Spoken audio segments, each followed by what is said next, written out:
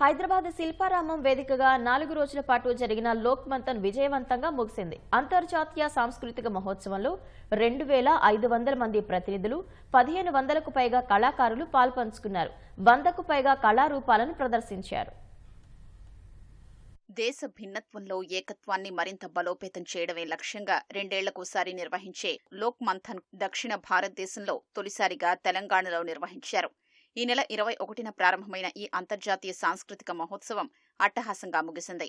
కళాకారుల ప్రదర్శనలు, గిరిజన సంప్రదాయ వాయిద్యాలతో ఏర్పాటు చేసిన ఎగ్జిబిషన్ చూపరుల్ని ఆకట్టుకుంది. రాష్ట్ర నలుమూలల నుంచి ప్రజలు, విద్యార్థులు లోక్ మంథన్ కు తరలివచ్చారు.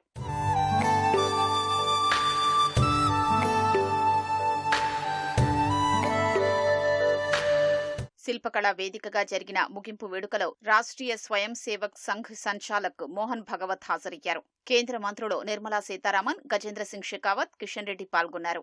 ఆధ్యాత్మిక మూలాల ఆధారంగా భౌతిక జీవనాన్ని ఎలా జీవించాలో మన పూర్వీకులు తెలిపారని మోహన్ భగవత్ అన్నారు. మనిషి స్వార్థంతో జీవన చక్రాన్ని దెబ్బతీశాడని, ధర్మం పేరుతో ప్రకృతికి అధర్మం చేస్తున్నాడని వ్యాఖ్యానించారు.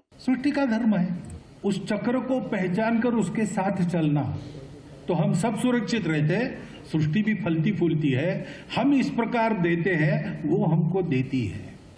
ये सारा धर्म सिखाना दुनिया को, ये हमारा जो जीवन ध्येय था हम भूल गए।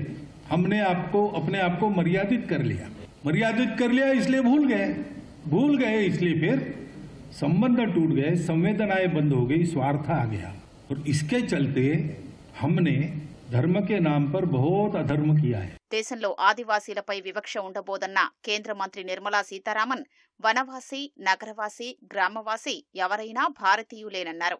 1000 ఏళ్ల సాంస్కృతిక ప్రపంచంలో భారత్ ఆధ్యాత్మిక కేంద్రంగా విరాజిల్లిందని గజేంద్ర సింగ్ షెకావత్ తెలిపారు. भारत में वनवासी रहेंगे और हमारे साथ वो भारत के हिस्सा है. उनको कोई ध्वंस करने के लिए प्रयत्न भारत में आज नहीं 5000 साल से पहले से रिकॉर्डेड हिस्ट्री देखिए. हमारी रिकॉर्डेड ज्यादातर ओरल था, फिर डॉक्यूमेंट हुआ. You will never find discrimination against वनवासी. They were part of us. आज भी कुछ पॉलिटिकल डिस्कशंस में नए लोग बाहर से आए, हम ओरिजिनल सिटीजन से ऐसे कहने वाले लोग हैं.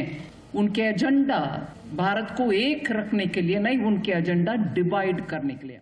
हमारे ज्ञान और विज्ञान को नष्ट कर अपनी मान्यताओं को थोपने के दृष्टिकोण से जिन लोगों ने भारत पर तलवारों की ताकत के आधार पर हमला किया, तब से लेकर के अब तक निरंतर जो भारत की संस्कृति पर आक्रमण हुए, हजारों साल की इस आक्रमण की यात्रा में दुनिया की ऐसी अनेक सभ्यताएं जो उन आक्रमणों के सामने धराशायी हो गई, काल कबलित हो गई, काल के थपेड़ों से कहीं समाहित हो गई. इस भारत की सनातन संस्कृति को बचाए रखने के लिए जिस संगठन ने पूरी ताकत और ऊर्जा के साथ में भारत के इस संस्कृति को बचाए रखने का काम किया. అయోధ్యలో రామ మందిరం నిర్మాణం తర్వాత దేశంలో నెలకొన్న ఆధ్యాత్మిక ప్రగతిశీల వాతావరణం చూసి కొన్ని శక్తులు భారత్లో అరాచకం సృష్టించేందుకు కుట్రలు పన్నుతున్నాయని కిషన్ రెడ్డి అన్నారు. వాటన్నింటినీ తిప్పికొడుతూ భారత్ను విశ్వగురు స్థానంలో నిలిపేలా అందరూ ఐక్యంగా పిలుపునిచ్చారు. हमारे विरासत पर घरों रहना और हमारे विरासत का सम्मान करना, महापुरुषों और लोक कलाओं को, परंपराओं पर गौरव करना, एकता और एकजुटता का संकल्प के साथ आगे बढ़ना, नागरिक कर्तव्यों का निर्वहन पर ध्यान देना. आज के परिस्थिति में देश जन जन का ये कर्तव्य होना चाहिए. లోక్ మంథన్ ఢిల్లీ, హైదరాబాద్ వంటి మహానగరాల్లోనే కాకుండా మారుమూల గ్రామాల్లోనూ ఏర్పాటు చేయాలని మోహన్ భగవత్ సూచించారు.